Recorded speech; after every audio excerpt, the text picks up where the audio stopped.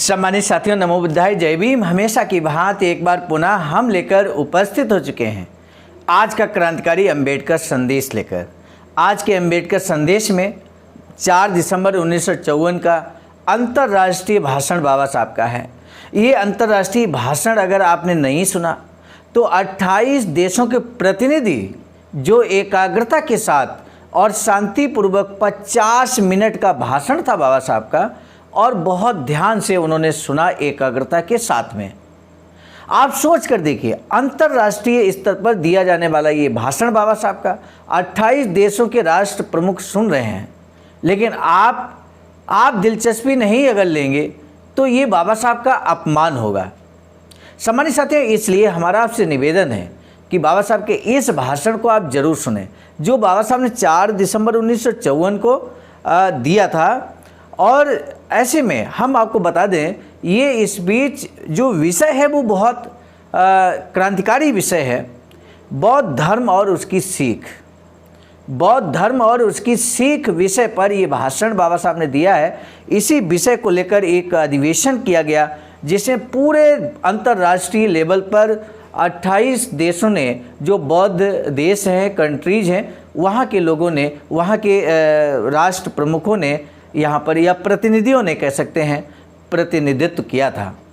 सम्मानित साथियों, बिना विलंब के हम अंबेडकर संदेश शुरू करेंगे। इस अंबेडकर संदेश की गंभीरता और अहमियत आप समझ गए होंगे।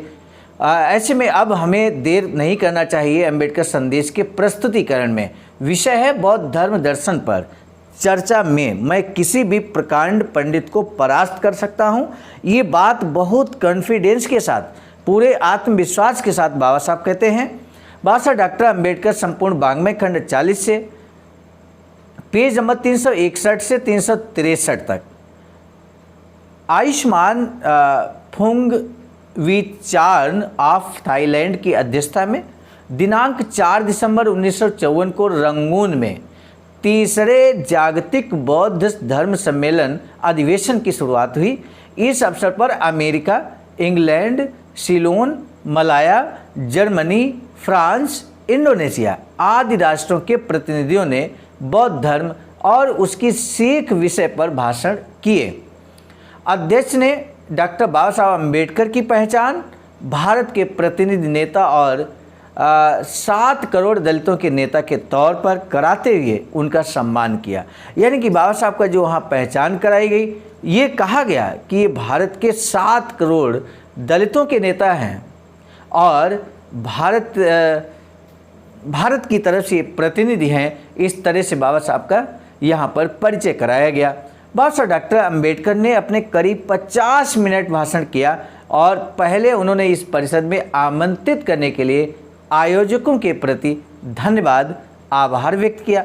उसके बाद क्या कुछ कहा है, ये जानना हर किसी के लिए, हर जो भी बुद्धिजीवी साथी है जो जानना चाहते हैं कि बुद्ध धर्म और उसकी सीख क्या है और इन 28 राष्ट्रों के लिए बाबा साहब ने क्या संदेश दिया। भारत जिस देश में बौद्ध धर्म का जन्म हुआ और उसी देश में बौद्ध धर्म का लोप हो गया, इसको भी बाबा साहब इंगित करते हुए इन 28 राष्ट्रों के लिए कुछ संदेश देते हैं, कुछ बड़ी बात कहते हैं। वो जानना बहुत ज़रूरी है। सम्मानित साथियों, अगर समय नहीं है आपके पास तो भी आप थोड़ा सा समय निकाल कर अंबेडकर संदेश को सुने और एडजस्ट करें, अपने अन्य कार्यों को आगे करें, लेकिन अभी आप ये अंबेडकर संदेश अंत तक वॉच करें। चैनल अगर आपने अभी तक हमारे इस आवाज़ का ऑफिशियल को सब्सक्राइब नहीं किया है तो हमारा इसलिए निवेदन है कि आप सब्सक्राइब कर लेंगे बेल आइकन के साथ में, तो हर दिन सुबह 5 बजे ऐसा ही क्रांतिकारी स्पीच बाबा साहब का हम लेकर उपस्थित होते रहते हैं, तो आपको समय से नोटिफिकेशन मिल जाएगा। तो अब बिना विलंब के हम आगे बढ़ते हैं। बाबा साहब कहते हैं, यहाँ इकट्ठा हुए बुद्ध के अनुयायी हैं। दुनिया के इतने बड़े राष्ट्रों में बौद्ध धर्म भले ही प्रचलित रहा हो, उसका प्रसार जितनी तेज़ी से होना चाहिए उतनी तेज़ी से नहीं हुआ है। ये मुझे खेद के साथ कहना पड़ रहा है। आज यहाँ जिन राष्ट्रों के प्रतिनिधि उपस्थित हैं उन सभी राष्ट्रों में सीलोन और ब्रह्मदेश, ये 2 राष्ट्र बौद्ध धर्म मानने वाले राष्ट्रों में आगे हैं। ऐसा लगता है कि मुझे लगता है कि इन दो राष्ट्रों का बौद्ध धर्म के प्रसार का तरीका प्रशंसा योग्य नहीं है। यहाँ की अमीर महिलाएं खूब सारा धन दान में देती हैं। धर्म के नाम से इकट्ठा होने वाले हजारों रुपए वे धार्मिक उत्सव के प्रसंगों पर बेकार खर्च कर देते हैं। घरों में, बाहर, पेड़ पौधों पर बिजली के लट्टू जलाते हैं। इस श्रृंगार सजावट में जितना पैसा खर्च होता है वह सब बौद्ध धर्म के प्रसार के काम पर खर्च होना चाहिए। ये अपनी राय में यहाँ साफ तौर पर बता देता हूँ। ऐश्वर्य और शोभा, ये दो बातें भगवान बुद्ध को बिल्कुल पसंद नहीं थीं। जिन देशों में इस धर्म का नाम भी नहीं है वहाँ पर धर्म प्रसार की संस्थाएं स्थापित कर उनके जरिए भगवान गौतम बुद्ध की शिक्षा का बीज बोएं। ये सिलोनी बंधु ऐसा क्यों नहीं करते, इस बारे में मुझे बड़ा अचरज लगता है। इस प्रकार के ब्रह्म देश के लोग भी धार्मिक उत्सवों पर हजारों रुपए खर्च करते हैं। वे रुपए भी अगर धर्म प्रसार के काम में खर्च किए जाएं तो अल्प अवधि में ही हम बौद्ध धर्म का भरपूर प्रसार कर सकेंगे। भारत के बारे में बोलना हो तो मुझे बड़े दुख के साथ कहना पड़ेगा कि जिस देश में गौतम बुद्ध का जन्म हुआ उसी देश में उसके धर्म का लोप जैसी घटना क्यों घटी। यहाँ उपस्थित प्रतिनिधियों के राष्ट्रों में से बहुत कम राष्ट्रों के इस बात का एहसास होगा कि भारत में ब्राह्मणों ने अपने वर्चस्व को कई वर्षों तक बनाए रखा। लेकिन आज मैं ब्राह्मणों को चुनौती देता हूँ कि उनमें से कोई भी प्रकांड पंडित बौद्ध धर्म दर्शन के बारे में चर्चा करे, मुझे यकीन है कि मैं उसे हरा दूंगा। और इस बात को लेकर जोरदार तालियां होती हैं बाबा साहब की स्पीच को सुनकर। आगे बाबा साहब कहते हैं कि प्राचीन समय में हिंदू धर्म में यज्ञ में गायों की बलि चढ़ाने से स्वर्ग प्राप्ति होती थी, ऐसा ब्राह्मण बताया करते थे। मैं खुलेआम उनसे पूछना चाहता हूँ कि इस प्रकार जितनी समय अवधि में स्वर्ग की प्राप्ति होगी उससे भी अधिक जल्दी स्वर्ग की प्राप्ति हो सकती है, बशर्ते कि अपने पिता की बलि चढ़ाई जाए। फिर ये लोग क्यों अपने पिता की बलि नहीं चढ़ाते। किसी समय इस प्रकार व्यवहार करने वाले ब्राह्मण आज गो हत्या प्रतिबंध का प्रचार कर रहे हैं। गौतम बुद्ध के अहिंसा सिद्धांत की ये सबसे बड़ी विजय थी। ब्राह्मणों के अलावा अन्य पक्ष भारत में बहुत हैं। धर्मों के बारे में उनकी स्थितियां भी बड़ी दयनीय हो गई हैं। ब्राह्मणों ने इस देश में हजारों भगवान और देवियां निर्माण की हैं। किस भगवान की उपासना करने से, किस भगवान की भक्ति करने से मोक्ष या मुक्ति मिलेगी, ये उनकी समझ में भी नहीं आता। अपने बौद्ध धर्म में मोक्ष, स्वर्ग आदि मूर्ख कल्पनाओं के लिए स्थान नहीं है। अपना बौद्ध धर्म बताता है कि अगर मानवीय जीवन सुख से संतोष के साथ बिताना हो तो मानव को चाहिए कि वह आचरण शुद्ध रखे, अहिंसा, समता और बंधुत्व का धारण करे। इसके अलावा कोई दूसरा मार्ग नहीं है। इन बातों को गौतम बुद्ध के धर्म के सिद्धांत कहा जाता है और मैंने यही सिद्धांत अपने 6 करोड़ अनुयायियों से कहे हैं। पैसों की कमी के कारण मैं आज उनके लिए कुछ भी कर नहीं पाया, लेकिन जब मेरे पास अल्पावधि में ही योग्य साधन उपलब्ध होंगे तब बौद्ध धर्म का प्रसार मैं भारत में जरूर करूँगा। जोरदार तालियां एक बार पुनः होती हैं। बाबा साहब कहते हैं पार्लियामेंट में था तभी बौद्ध धर्म के पुनरुत्थान के लिए कुछ बातें मैंने कर दी हैं। मैं भारतीय संविधान का शिल्पकार हूँ। मैंने वह संविधान बनाया है। एक बात यह कि उसमें पाली भाषा के उत्थान का प्रबंध मैंने कर रखा है और दूसरी बात यह कि राष्ट्राध्यक्ष के राजवाड़े के ऊपर गौतम बुद्ध के उपदेशों में से पहला चरण धम्म चक्र परिवर्तन लिखा दिया है। ब्रह्मदेश के अध्यक्ष डॉक्टर जीपी मलशेखर के ध्यान में मैंने ये बात ला दी है, देखकर उन्हें भी बड़ा अचरज लगा।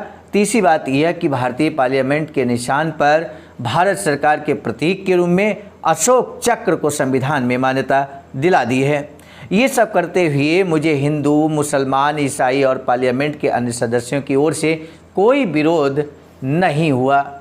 इतना सुस्पष्ट और हर मुद्दे का विश्लेषण करने वाला मैंने पार्लियामेंट में किया था, संविधान बनाया है। इस तीसरे अंतर्राष्ट्रीय अधिवेशन में इकट्ठा हुए 28 राष्ट्रों में से क्या किसी एकाध राष्ट्र ने तो ऐसा किया ही होगा। इतना करके मैं रुका नहीं। मुंबई शहर में मैंने सिद्धार्थ नाम से एक बड़े कॉलेज की स्थापना की है। इसी प्रकार अजंता वेरुल जाते समय रास्ते में पड़ने वाले औरंगाबाद शहर में भी दूसरे कॉलेज की स्थापना की है। मुंबई के कॉलेज में 2900 छात्र और औरंगाबाद के कॉलेज में 500 छात्र पढ़ रहे हैं। इन छात्रों से गौतम बुद्ध के जीवन पर एक शोध प्रबंध लिखवाकर सबसे अच्छे शोध प्रबंध को ₹1000 पुरस्कार स्वरूप देने की मेरी मंशा है। शोध प्रबंध लिखवाने का उद्देश्य यह है कि वे बौद्ध धर्म का गहराई से अध्ययन करें ताकि बौद्ध धर्म का व्यवस्थित प्रसार हो। इस प्रतियोगिता में पारसी, मुसलमान, हिंदू आदि धर्मों के छात्र भी हिस्सा ले सकते हैं। साथ ही मेरी इच्छा है कि अगर काफ़ी पैसा इकट्ठा हो जाए तो दिल्ली, मुंबई, कोलकाता, मद्रास इन शहरों में बुद्ध विहार स्थापित कर हर रविवार को लोगों की उपासना के लिए सुविधा मुहैया कराई जाए। बस आप देखिए, बार बार इस बात को कहते हैं, हर रविवार को आपको बुद्ध विहार जाना चाहिए और वहाँ पर उपासना करनी चाहिए, बुद्ध वंदना करनी चाहिए, ताकि ये हमारा एक सिलसिला शुरू हो और इस तरह से व्यवस्थित ढंग से बौद्ध धर्म का प्रसार भी होगा। बाबा साहब आगे कहते हैं, मेरे द्वारा स्थापित किए गए दोनों कॉलेजों के लिए भारत सरकार से 22 लाख रुपयों का कर्ज मैंने लिया है। मेरी मृत्यु तक मैं ये कर्ज चुका पाऊंगा, इस बारे में मुझे थोड़ा शक है। इस प्रकार इस धर्म को लेकर मेरी कोशिश जारी है। दुनिया में भारत ही एक ऐसा देश है जहां बौद्ध धर्म का प्रसार बहुत कम समय में किया जा सकता है। किसान जमीन की पहचान करने के बाद ही उसमें बीज बोता है। उसी प्रकार भारत में बौद्ध धर्म का प्रसार करने के लिए कुछ आवश्यक अनुकूल बातें हैं। मेरी आप सभी से विनती है कि उसका हम सभी राष्ट्रों को आर्थिक सहायता का उपयोग करना चाहिए। मैं इस सभागार में वचन देता हूं कि कोई सहायता करे अथवा न करे, मैं अपनी राह पर आगे बढ़े बगैर नहीं रहूँगा। एक बार पुनः जोरदार तालियां होती हैं। डॉक्टर बाबा साहब का भाषण दुनिया के 28 देशों के प्रतिनिधि शांति से और एकाग्रता से सुन रहे थे। सामान्य साथियों, आपने भी हमारे इस अम्बेडकर संदेश को, जिसमें बाबा साहब का ये क्रांतिकारी स्पीच, अंतर्राष्ट्रीय भाषण हमने आपके समक्ष प्रस्तुत किया, आपने अंत तक गौर से सुना, ध्यान से सुना, एकाग्रता से सुना। हम आपका तहे दिल से धन्यवाद ज्ञापित करते हैं। सामान्य साथियों, अभी 1 मिनट और हम लेंगे।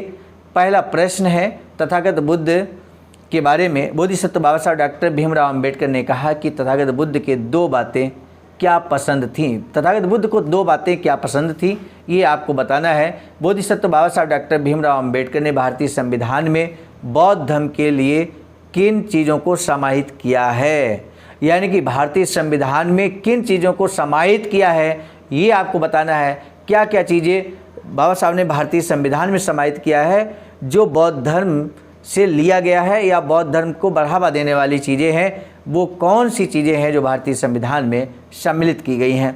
हमने विस्तार से आपको बताया है बाबा साहब के इस स्पीच के माध्यम से। आप निश्चित रूप से इस प्रश्न का आंसर जरूर कर पाएंगे। अब हम बिना विलंब के यहाँ पर अम्बेडकर संदेश समाप्त करने जा रहे हैं, लेकिन उससे पहले एक महत्वपूर्ण बात हम बता दें। बाबा साहब की अधूरी इच्छा है वैचारिकी सेंटर बनाने की, लेकिन आवाज़ का अर्थात अखिल भारतीय अनुसूचित जाति जनजाति कर्मचारी कल्याण एसोसिएशन के नेतृत्व में यहाँ पर ये वैचारिकी सेंटर निर्माणाधीन है, सारनाथ, वाराणसी, राज्य उत्तर प्रदेश, देश भारत में। आप भी अपना अमूल्य दिए गए अकाउंट नंबर पर कर सकते हैं। इस समय इस तरह के नक्शे के पास कराने की प्रक्रिया गतिमान है।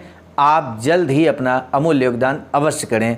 सामान्य साथियों, आज का अम्बेडकर संदेश समाप्त करने से पहले हम जरूर बताना चाहेंगे, निरंतर जो अम्बेडकर संदेश आप तक मिलता है, इसके प्रेरणा स्रोत हैं मिशन नायक बुद्ध मित्र मुसाफिर सर, जो कि राष्ट्रीय अध्यक्ष हैं आवाज़ का नई दिल्ली के। और साथ ही साथ ये जो अम्बेडकर संदेश आप लिखित रूप में देख रहे हैं, संकलन कर्ता क्रम में परम आदरणीय विजय कुमार बौद्ध जी हैं, प्रांतीय कोषाध्यक्ष हैं आवाज़ का बिहार के। प्रस्तुत कर्ता क्रम में मैं स्वयं सर्वजीत आर्य, राष्ट्रीय मीडिया प्रभारी, IIT सेल आवाज़ का नई दिल्ली। आपको अगर आज का अम्बेडकर संदेश अच्छा लगा है तो इसे जन जन तक आप पहुंचाने के लिए शेयर जरूर कीजिए। ये हमारा आपसे विनम्र अनुरोध है। अगर आपको संदेश अच्छा नहीं लगा है तो मत शेयर कीजिए। अब दीजिए इजाज़त। आप सभी को सादर नमो बुद्धाय, जय भीम। सामान्य साथियों, यदि आप हमारे इस चैनल आवाज़ का ऑफिशियल, जिस पर नियमित सुबह 5 बजे डॉक्टर अंबेडकर संदेश आपको मिलता है, आप हमारे इस चैनल को सपोर्ट करना चाहते हैं तो हमारा आपसे निवेदन है कि आप हमारे इस चैनल को सब्सक्राइब कर लें, वीडियो को शेयर, लाइक, कमेंट जरूर करें।